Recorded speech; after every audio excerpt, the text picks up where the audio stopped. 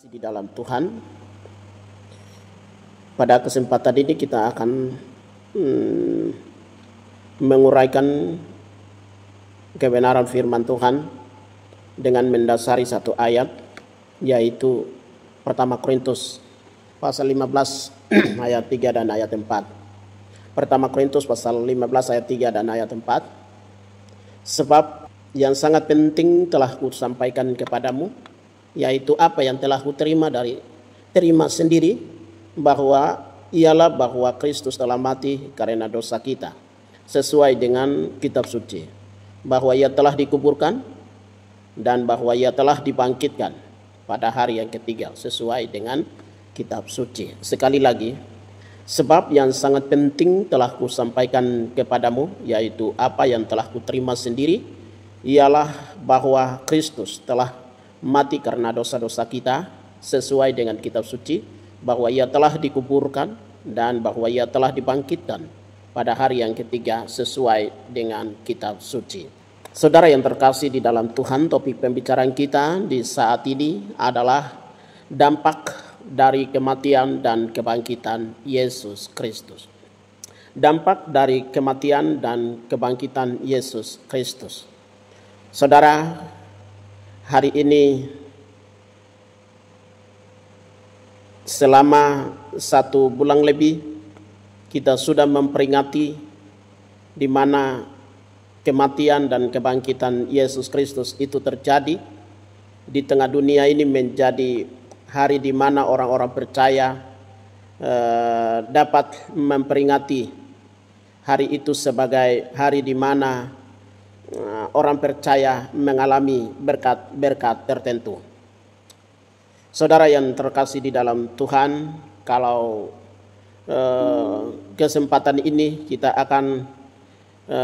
kita bisa merenungkan dampak dari kematian dan kebangkitan Yesus Kristus, itu sungguh luar biasa, dan ini menjadi hasil daripada karya Yesus Kristus di tengah dunia ini. Karena itu, sebagaimana yang disampaikan Rasul Paulus kepada jemaat Korintus, semenjak Rasul Paulus ada di kota Efesus, karena di kota Korintus banyak sekali orang percaya. Ada orang-orang percaya di jemaat Korintus yang percaya kepada Yesus Kristus sebagai Tuhan, adalah Tuhan dan Juru Selamat di dalam kehidupan pribadi mereka. Ada yang sudah dengan pengajaran-pengajaran yang membuat orang percaya itu tersesat. Karena itu Paulus dengan tegas dan penjelasan yang sangat nyata dan jelas dia sampaikan kepada jemaat Korintus. Dia berkata di awal ayat 3 dari pertama Korintus pasal 15 itu, sebab yang sangat penting ku sampaikan kepadamu. Artinya bahwa apa yang Rasul Paulus menjelaskan itu adalah sesuatu hal yang sangat penting untuk dihayati, keimanan, jalan keluar, pengharapan dan jaminan bagi orang-orang percaya.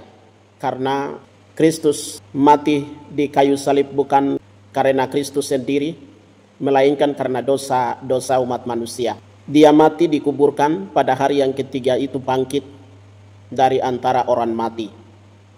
Setelah kebangkitan Yesus Kristus, itu dampak yang sangat luar biasa yang terjadi di dalam kehidupan orang percaya kepada Yesus Kristus. Apa dampak daripada kebangkitan Yesus Kristus itu? Kurang lebih pada kesempatan ini kita mau belajar 3 dampak dari kebangkitan Yesus Kristus yang memberikan orang percaya suatu kepastian hidup tanpa ada ragu-ragu dan tidak perlu takut menghadapi apapun yang terjadi di dalam perjalanan kehidupan iman orang-orang percaya, termasuk saya dan saudara. Saudara yang terkasih di dalam Tuhan, Memang pada hari-hari di mana Yesus masih ada di dalam kuburan, para murid-murid pernah terpikir kalau Yesus ini bangkit sebagaimana dia pernah sampaikan, bagaimana dia bisa keluar dari kubur itu. Sebab kubur Yesus itu ditutup betul dengan batu besar, bahkan juga dijaga ketat oleh para pasukan tentara Romawi. Tetapi Yesus menunjukkan bahwa tidak ada satupun yang dapat menghalangi hubungannya dengan kebangkitan Yesus Kristus itu, saudara. Itu sebabnya, saudara, seperti apa dampak kebangkitan Yesus Kristus itu? Yang pertama itu adalah melalui kebangkitan Yesus Kristus, orang percaya memiliki jalan keluar. Orang percaya memiliki jalan keluar.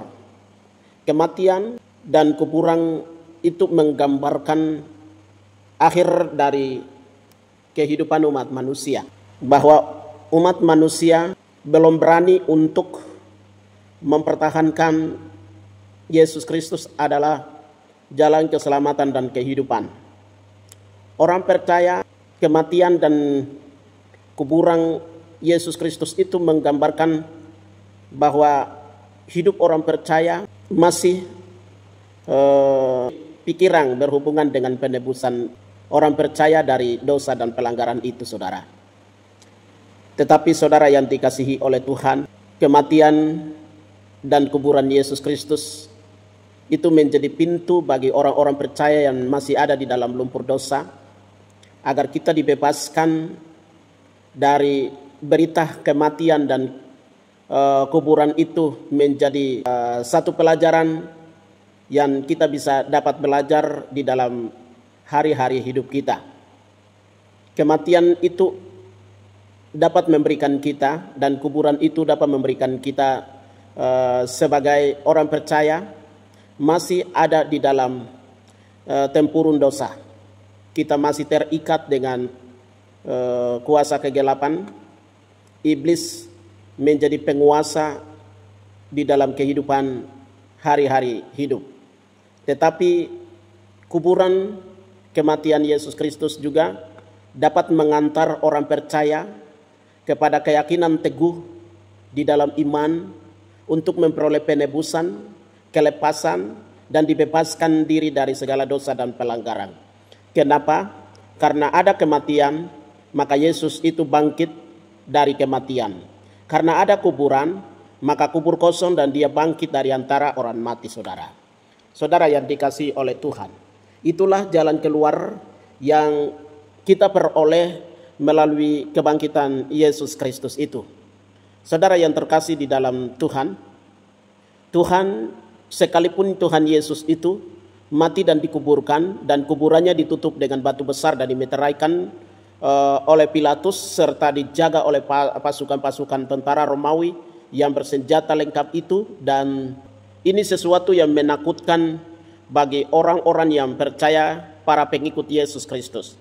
Tetapi itu tidak menjadi halangan bagi Tuhan Yesus untuk membawa dampak jalan keluar bagi orang percaya dari tempurung dosa itu, saudara. Sempat para perempuan-perempuan Galilea itu mereka sempat berpikir pada saat mereka membawa dengan rempah-rempah ke kubur Tuhan Yesus itu. Mereka juga berbincang-bincang dalam perjalanan menuju ke tempat Yesus dikuburkan itu. Mereka membahas bahwa siapa yang nantinya akan menggulingkan batu yang begitu besar itu bagi mereka. Namun terjadi ketika mereka tiba di depan kubur, mereka terkejut. Mereka sudah terkejut karena kubur Yesus itu sudah terbuka, terguling. Batu besar yang menutup kubur Yesus itu sudah terguling, dan Yesus sudah tidak ada di dalam kuburan di situ. Saudara yang dikasihi oleh Tuhan, ada jalan keluar hubungannya dengan kebangkitan Yesus Kristus. Kenapa? Karena di dalam Yesus Kristus Tidak ada yang namanya jalan buntu. Saudara, di dalam kebangkitan Yesus Kristus tidak ada yang namanya sukar atau sulit. Tidak ada keraguan-raguan, pasti yang ada itu adalah ada kemenangan. Yang ada itu adalah ada kelepasan, yang ada itu adalah ada pengampunan, bahkan juga keselamatan saudara. Karena itu saudara yang dikasihi oleh Tuhan, Yesus pernah bilang sebelum dia naik ke sorga, sebelum dia mati bagi dosa umat manusia yang ada di dalam dunia ini, karena setiap perkataan menuju kepada ujung-ujung untuk dia mau berpisah dengan murid-muridnya. Karena itu ada yang menanyakan, kata-kata guru itu semuanya arah ke perpisahan. Baru Yesus itu dia berkata di dalam Yohanes pasal 14, jangan gelisah hati, percaya kepada Allah dan percaya juga kepadaku. Di rumah Bapakku banyaklah tempat tinggal, aku akan pergi ke sana untuk menyediakan tempat bagi kamu. Apabila sesudah itu akan datang kembali menjemput kamu, supaya di mana aku berada kamu pun juga akan ada. Akulah jalan, kebenaran dan hidup. Saudara yang dikasihi oleh Tuhan, di dalam Yesus itu ada jalan. Ada jalan keluar saudara. Ada keselamatan, ada pengampunan, ada kelepasan, ada kemenangan saudara. Karena itu bagi orang percaya tidak pernah kita ragukan hubungannya dengan kematian dan kebangkitan Yesus Kristus. Dampak pertama dari kematian dan kebangkitan Yesus Kristus itu adalah ada jalan keluar. Kemudian yang kedua, dampak yang kedua yang kita mau belajar pada kesempatan ini adalah kematian dan kebangkitan Yesus Kristus membawa pengharapan. Ada pengharapan akan kematian dan kebangkitan Yesus Kristus. Kita baca dari pertama Petrus pasal 1 ayat 21. Pertama Petrus pasal 1 ayat 21. Bunyinya demikian, oleh dialah kamu percaya kepada Allah yang telah membangkitkan dia dari antara orang mati dan yang telah memuliakannya sehingga imanmu dan pengharapanmu tertuju kepada Allah. Sekali lagi saudara, oleh dialah kamu percaya kepada Allah. Oleh dialah yang dimaksudkan di sini adalah Yesus Kristus. Oleh dialah kamu percaya kepada Allah yang telah membangkitkan dia dari antara orang mati dan yang telah memuliakannya sehingga imanmu dan pengharapanmu tertuju kepada Allah. Saudara dan saudari yang dikasihi oleh Tuhan, hanya Yesus yang satu-satunya yang kita percaya. Kenapa? Karena di dalam dia ada hari esok. Artinya ada jalan keluar. Begitupun juga di dalam dia ada pengharapan saudara. Hanya oleh dia yang telah bangkit dari antara orang mati. Orang percaya itu percaya, yakin, dan memperoleh pengharapan. Pengharapannya itu adalah pengharapan yang tertuju kepada Allah. Itu iman orang percaya saudara. Karena peristiwa kebangkitan Yesus Kristus, peristiwa kematian Yesus Kristus, itu dampaknya membawa orang percaya tetap kita teguh pada pengharapan saudara. Saudara yang dikasihi oleh Tuhan, ada hari esok. Kenapa? Karena dia sudah hidup. Kalau dia sudah hidup, kita tidak boleh takut dan gentar. Karena dia pegang hari esok. Hidup jadi berarti. Hidup orang percaya menjadi berarti saudara. William Goder, dia pernah mengarang sebuah lagu yang mengatakan, sebab dia hidup ada hari esok. Sebab dia hidup ku tak gentar karena ku tahu dia pegang hari esok. Hidup jadi berarti sebab dia hidup. Saudara yang dikasihi oleh Tuhan, William benar saudara. Karena kebangkitan Yesus Kristus itu memberikan kita pengharapan akan hari esok. Hari esok itu ada jalan keluar. Di hari esok pasti dipegang oleh Tuhan yang pernah bangkit dari antara orang mati itu, yaitu Yesus Kristus saudara. Saudara yang dikasihi oleh Tuhan, Jika demikian saudara, kalau hari esok itu di tangan dia yang hidup dari antara orang mati, kita sebagai orang percaya memiliki pengharapan akan hari esok itu. Itu bukan hanya hidup di dunia ini saja. Pengharapan orang percaya akan kekekalan nanti. Karena kalau kita hanya menaruh pengharapan untuk hidup di dunia ini saja, maka itu merupakan orang yang paling malang di tengah dunia ini, saudara. Sebab di seberang sana ada pengharapan yang jauh lebih indah, saudara. Ketika kita menikmati apa yang Tuhan berikan kepada kita, jaminan, penghidupan, dan segala berkat, kasih dan kuasa, rahmat yang kita peroleh di dalam kehidupan kita, itu semua juga akan mengantar kita kepada kekekalan nanti.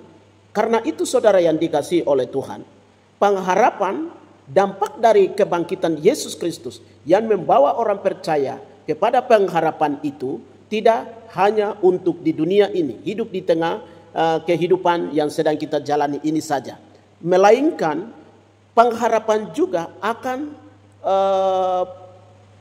kekekalan yang nanti akan datang, dan kita sebagai orang percaya yang memiliki pengharapan untuk dunia dan kekekalan nanti yang sedang pegang akan memperolehnya. Saudara yang dikasihi oleh Tuhan, itu sebabnya saudara yang terkasih di dalam Tuhan, apapun yang terjadi di dalam kehidupan kita, kita tetap fokus kepada Tuhan Yesus dan tetap teguh berpegang pada pengakuan tentang pengharapan kita kepada Tuhan, saudara.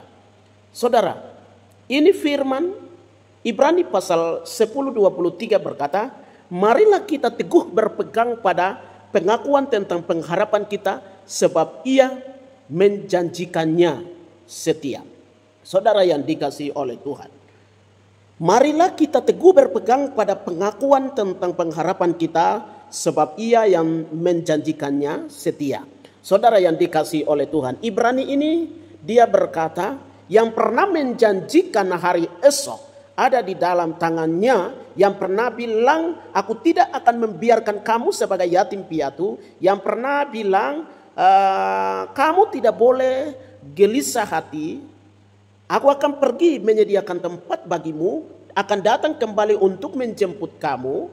Itu keyakinan, pengharapan orang percaya yang seharusnya kita berpegang teguh di dalam hari-hari hidup kita, saudara. Itu sebabnya saudara yang dikasihi oleh Tuhan, mari dampak daripada kebangkitan Yesus Kristus yang adalah membawa pengharapan bagi orang percaya yang nantinya tidak akan membawa kita kepada kesia-siaan hidup itu. Berpegang teguh di dalam seperjalanan kehidupan kita. Kalau kita berpegang teguh, percaya kepada Yesus Kristus yang adalah juru selamat bagi orang-orang percaya, itu adalah pengharapan yang pasti, saudara. Di dalam Yesus ada pengharapan yang kekal. Tidak hanya untuk hidup kita di tengah, sebatas hidup kita di tengah dunia ini saja. Itulah yang menjadi jaminan bagi kita untuk kita tetap percaya kepada Dia yang adalah kebangkitan dan hidup itu. Sehingga yang percaya pasti kita mati, walaupun kita mati tetapi kita akan bangkit, saudara. Sebagaimana yang dijelaskan Yohanes pasal 11:25 itu.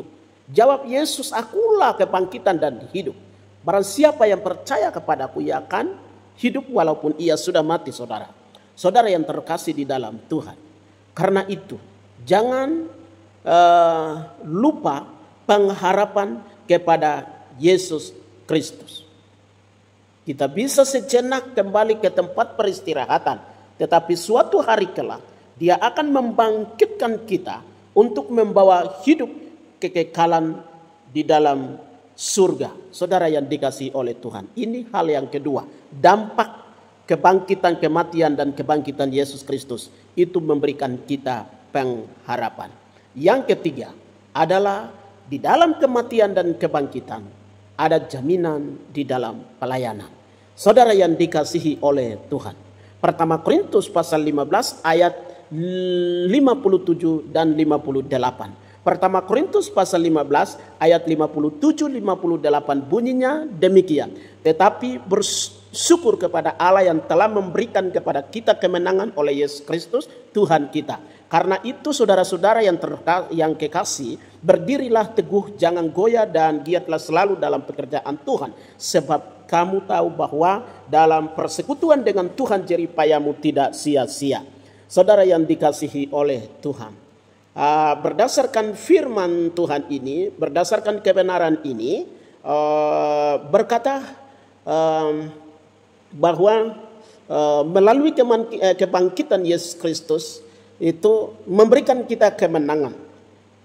Kemenangan yang kita peroleh itu adalah kemenangan di dalam Yesus Kristus. Kemenangan di dalam Yesus Kristus itu membuktikan bahwa kebangkitan, kematian dan kebangkitan Yesus Kristus itu yang nantinya di mana orang percaya punya jerih payah, jerih lelah yang sedang kita hadapi di dalam kehidupan kita sehari-hari tidak akan disia-siakan oleh Tuhan.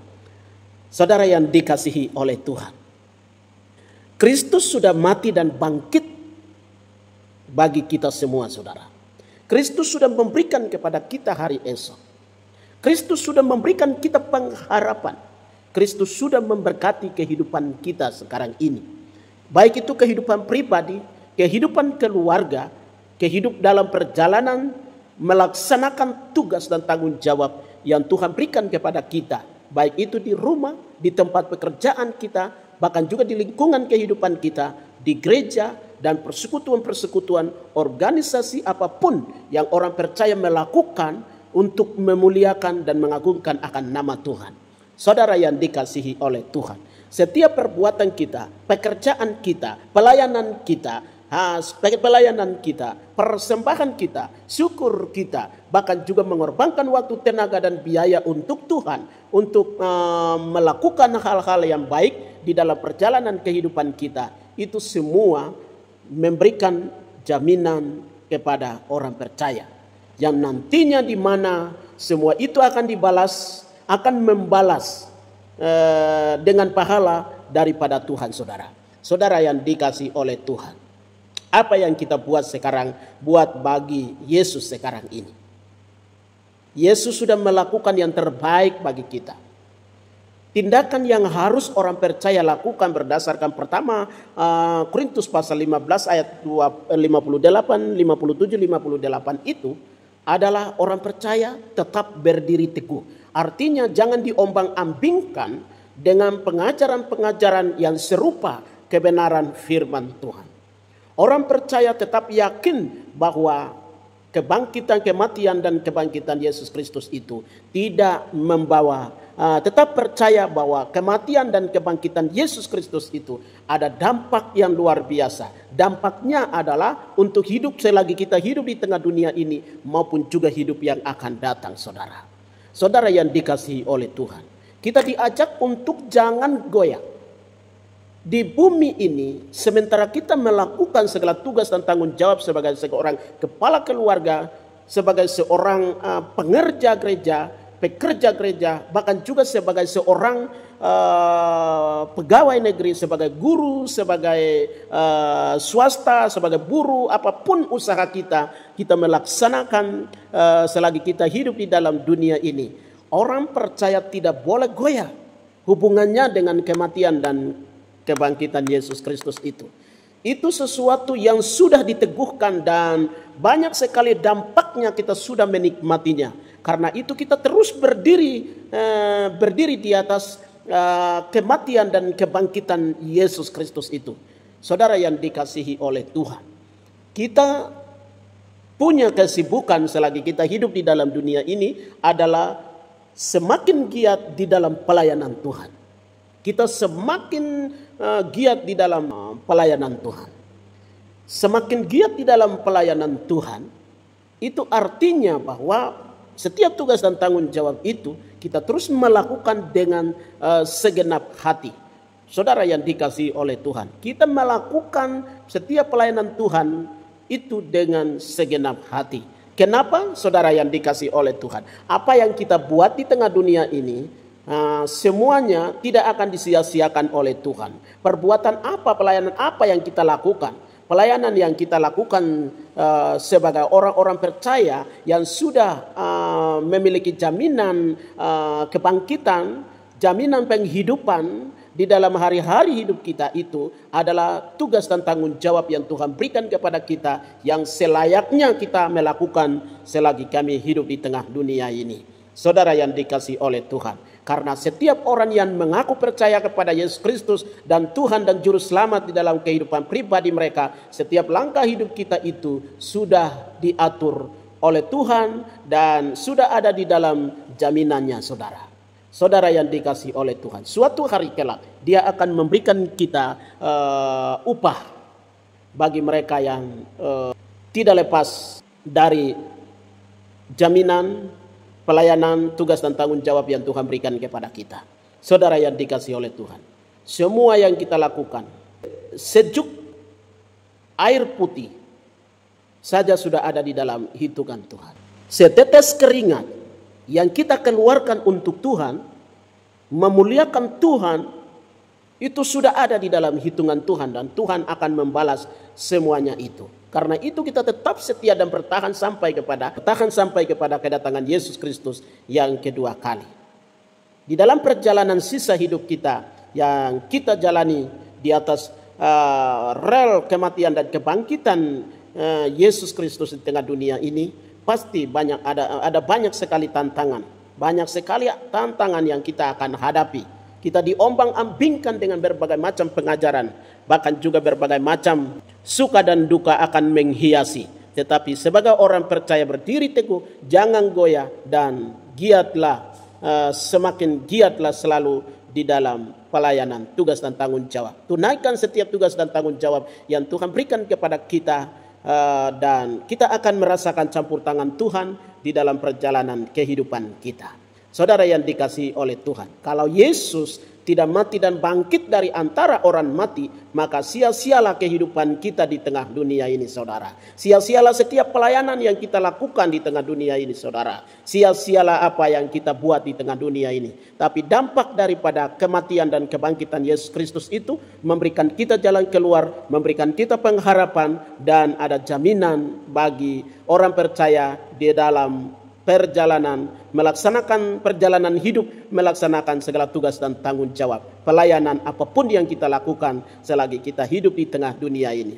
Saudara yang terkasih di dalam Tuhan, sekian bulan kita sudah merasakan kehadiran Tuhan di mana kita merayakan suasana perayaan Paskah, dan kita sudah di akhir-akhir Paskah itu melewatinya. Tapi bagi orang percaya, hal kematian dan kebangkitan Yesus Kristus itu tidak menjadi sesuatu yang orang percaya merayakan. Tidak menjadi tradisi di dalam perayaan, tapi betul-betul menghayati di mana kematian dan kebangkitan, penderitaan yang dia tanggung, kebangkitan yang dia lakukan, membuka pintu jalan keluar bagi orang percaya, memberikan kita kemenangan dan pengharapan, memberikan kita jaminan di dalam setiap tugas tanggung jawab pelayanan yang kita lakukan selagi kita hidup di tengah dunia ini. Kiranya Tuhan Yesus Kristus yang adalah firman Allah yang hidup memberkati kita sekalian. Salam.